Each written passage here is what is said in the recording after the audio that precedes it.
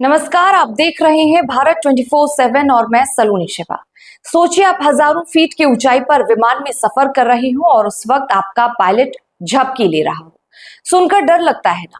लेकिन जर्मनी में हुए एक सर्वे ने यही चौंकाने वाला सच सामने रखा है।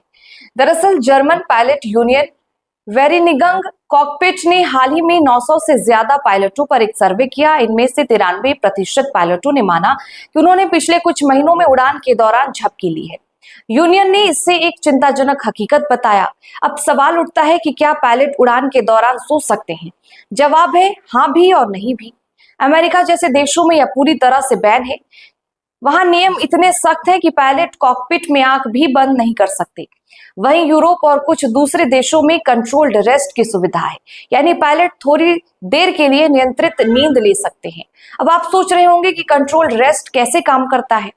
हर बड़े कमर्शियल विमान में कम से कम 2 पायलट होते हैं, एक कैप्टन और दूसरा फर्स्ट ऑफिसर। अगर एक पायलट थकान की वजह से थोड़ी देर सोना चाहता है तो दूसरा पूरी तरह अलर्ट रहता है। यह नींद ज्यादा लंबी नहीं होती, आमतौर पर 20 से 40 मिनट की।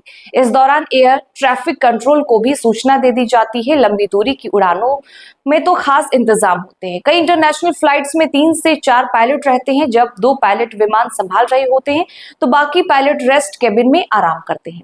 बड़े विमानों में इसके लिए अलग रेस्ट रूम बने होते हैं जहां पायलट शिफ्ट में सोते हैं। इंटरनेशनल सिविल एविएशन ऑर्गेनाइजेशन के मुताबिक कॉकपिट को सोने की जगह नहीं बनाया जा सकता। पायलट सिर्फ झपकी ले सकते हैं ताकि उनका दिमाग फ्रेश रहे और थकान कम हो। वैज्ञानिक भी मानते हैं कि 10 से 30 मिनट की नैप सबसे फायदेमंद होती है। इससे मूड बेहतर होता है, याददाश्त तेज होती है और ब्लड प्रेशर भी कंट्रोल में आता है।